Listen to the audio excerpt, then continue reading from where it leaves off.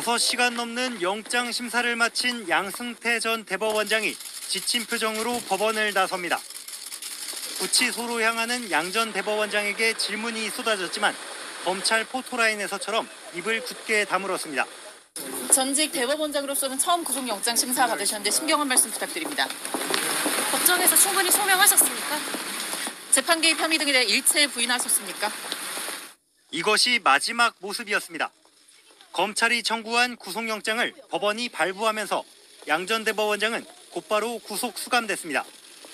명재권 영장전담 부장판사는 범죄 사실 중 상당 부분 혐의가 소명되고 사안이 중대하다며 영장 발부 사유를 밝혔습니다.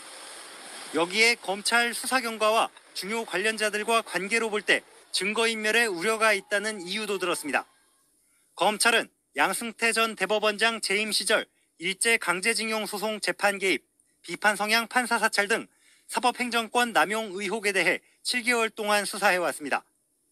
양 전 대법원장이 단순히 법원 행정처 법관들 보고를 받은 것을 넘어서 직접 개입한 정황도 다수 확보해 지난 18일 구속영장을 청구했습니다. 검찰은 박병대 전 대법관에 대해 두 번째 구속영장을 청구했지만 영장 기각으로 이번에도 신병 확보에 실패했습니다. 안녕하십니까, 라온입니다. 연일 승승장구하던 윤석열은 국정농단 사건이 끝난 이후에도 전 정권과 관계된 사건을 계속해서 수사하고자 했으며 그 당시 검찰총장이던 문무일 총장과 갈등까지 빚죠. 하지만 청와대는 윤석열의 손을 들어줍니다. 노무현을 죽음으로 몰고 간 이명박에 대한 단죄가 아직 남아 있었기 때문이죠. 사건은 다수의 소유권 분쟁이었고요. 결국 이명박까지 구속시키며 윤석열 사단의 기세는 말 그대로 피크를 찍게 되죠. 무리한 수사로 극단적 선택을 하는 이들이 여러 죽어나가는데도 문재인 정부는 적폐청산을 멈추지 않았습니다. 여론의 절대적 지지를 받고 있는 상황에서 정부는 이 분위기가 최대한 길고 오래 유지되기를 바랬기 때문이죠.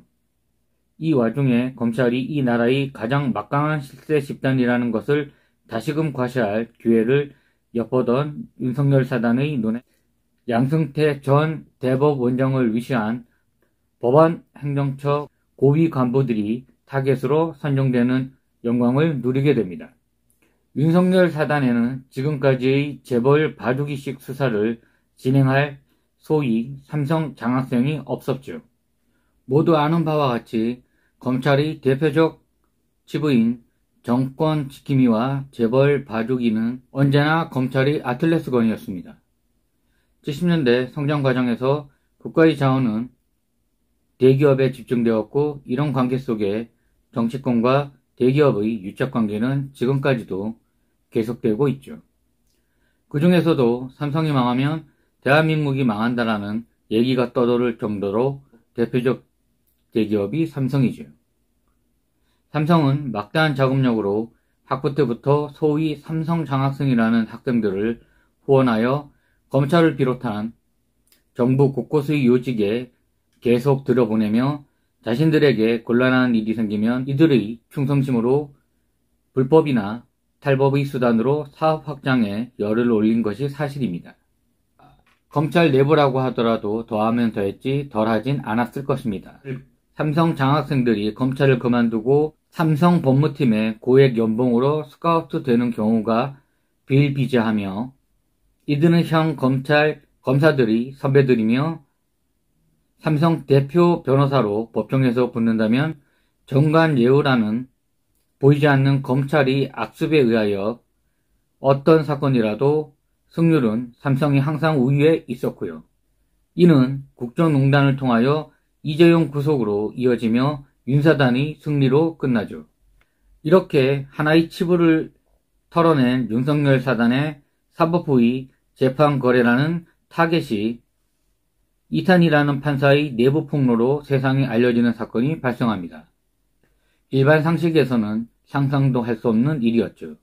판사의 구형에 따라 한 범죄자의 인생이 좌지우지되는 중립성과 공정성을 절대 원칙으로 하는 재판에 거래가 있다는 것은 한 나라의 근간을 무너뜨리는 사건이었죠. 그동안 윤석열 사단의 적폐 수사에서 청구한 영장이 불발되는 과정에서 검찰 내부에서 법원에 대한 노골적 불만이 쌓여 있는 상태였기에 더더욱 검찰은 이 사건을 자신들이 최고 권력기관이라 진정한 정의 구현의 영웅들이라는 것을 대중들에게 각인시키는 기회로 여기고자 하였습니다. 영장심사는 헌법이 법관에 부여한 검찰권을 견제하는 수단입니다. 검찰은 이것을 깨고 싶었던 것이죠. 하지만 우리들이 관가하지 말아야 할 것은 검사가 제대로 증거를 수집하고 판사에게 영장을 발급하게 하는 책임은 온전히 사건 담당 검사의 몫이라는 것이죠. 수사를 잘하여 구속의 필요성이 확실하다면 심사 기준이 아무리 까다로워도 판사는 구속영장을 발부할 수밖에 없는 것이 사실이기 때문입니다. 사법부는 두 전직 대통령을 구속한 검찰이 마지막 탈환해야 할 성역이었던 것이죠. 사법농단 사건은 그 마지막 미션의 핵심 카드가 되어준 것입니다. 양승태 전 대법원장의 사법부의 수건사업인 대법원과 별도로 3심을 전담하는 법원을 도용하기 위해 박근혜 행정부와 재판 거래가 있었다는 점은 엄청난 파괴력을 발휘하였죠. 상권 분립의 원칙을 무너뜨리는 것이니까요. 재판 거래의 대상이 일제 징용 피해자 손배 소송이었다는 것은 전 국민이 관심을 모았고요. 2012년 대법원의 결정을 박근혜 정권 요구대로 뒤집으려고 시도했다는 검찰의 주장은 반일 감정을 더 끌어올렸죠. 2012년 5월 24일 대법원 일부 판결은 명확했습니다. 일제 때 강제징용 피해자 9명이 신일본제철과 신미쓰비시 중공업을 상대로 낸 소송에서 일본 기업의 손해배상 책임을 인정하였죠. 일본 기업들은 1965년 박정희 때 한일 청구권 협정으로 일제 때 피해자의 개인 청구권은 모두 소멸되었다고 주장하였습니다. 하지만 일본의 국가 권력에 대한 반인도적 불법 행위와 식민 지배와 관련된 개인 손해배상 청구권이 청구권 협정 적용 대상에 적용되지 않는다는 취지로 판결이 이루어졌던 것이었습니다.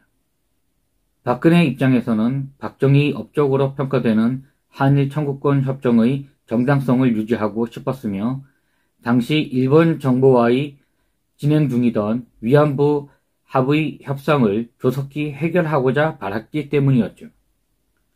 아버지의 업적이라고 해서 유지해야 한다는 법이 있는 것도 아니고 다른 나라의 국민도 아닌 자신이 지도자로 있는 국가의 국민들이 억울함을 비록 국력이 일본보다 약하지만 모든 수단을 동원하여 피해자들의 배상을 받아낼 생각은 없이 당시 정치 외교적 문제에 대하여 속속들이 잘 알지는 못하겠으나 정치적 차원에서 국민들이 보상보다 더 큰 정치 외교적 이익이 있었기에 조기에 마무리하려고 했다는 뒷얘기는 또 병신같이 대통령 잘못 뽑았구나라는 생각이 들게 하였죠. 박정희의 그늘 아래 곱게 자란 박근혜의 편협한 인간관계와 정치와는 상관도 없이 살던 18년간의 은둔생활. 박정희의 딸이라는 이유만으로 대구를 중심으로 지역주의 색깔로 정치에 들어온 그녀에게 바랄 것이 과연 무엇이 있었을까요? 죄 없는 사람들을 간첩으로 몰아 승승장구한 김기춘.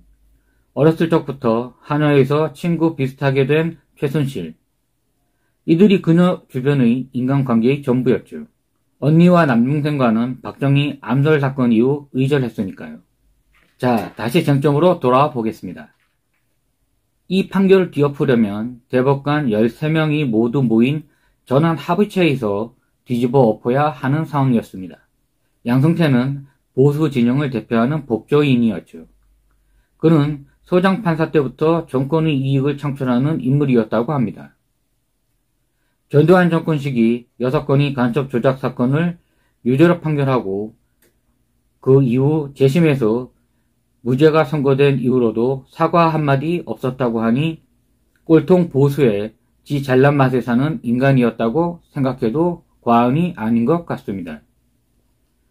양승태도 한일 청구권 협정에 대한 생각은 박근혜와 같은 성향이었기에 재판 거래는 가능하였다는 것이죠.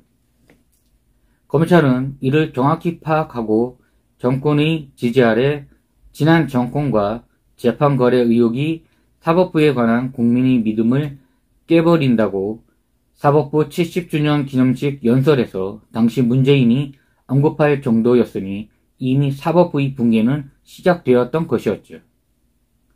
사법농단 사건은 한동훈의 지휘 아래 신속하게 처리됩니다. 그는 특유의 언변으로 미디어 플레이는 물론 자신의 사무실에서 각 언론사의 기자들을 독대하며 수사 내용과 기사 방향까지도 친절히 조언해 주었다고 합니다. 검찰은 서울지검 최정예 특수 1, 2, 3, 4부 소속 검사와 대법연구관 등 30여 명의 인원을 사법농단 사건에 투입합니다. 국정 논란 때와 맞먹는 수준이었죠.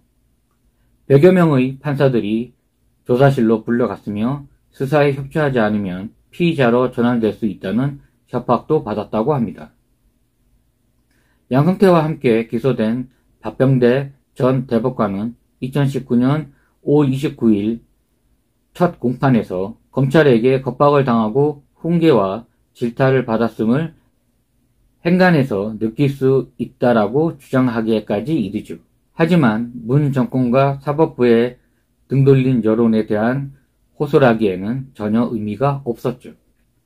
윤석열 사단은 2019년 1월 24일 양승태를 구속함으로써 헌정사상 최초로 전직 대법관을 구속하는 기록을 세웁니다.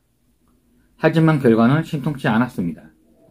2018년 11월 임종헌 전 대법행정처 차장 구속으로 시작된 임성근, 신광열, 조의연, 성찬호 모두 1, 2심에서 무죄를 받았습니다. 또 사법농단의 핵심인 양승태, 박병대, 고용한, 임종헌 대법관은 아직도 1심이 진행 중입니다. 양승태 사법부와 박근혜 정권과의 재판 거래 의혹은 1년에 가까운 수사와 3년이 넘는 재판을 통해서 아직도 사실로 확인되지 않았고 앞으로도 그 가능성은 희박하다고 작가는 이야기합니다. 사건의 결과는 초라하지만 검찰의 오랜 숙적이었던 삼성과 사법부를 자신들이 권력 앞에 무릎 꿇렸다는 승리감과 자신감은 윤석열과 검찰에게 헌정사상 최강의 검찰이라는 명예훈장을 준 것과도 같은 의미를 갖게 됩니다. 윤석열이 앞으로 하고자 하는 일 앞에는 그 무엇도 방해가 되지 않는 시절이 열린 것이죠. 라운이었습니다. 감사합니다.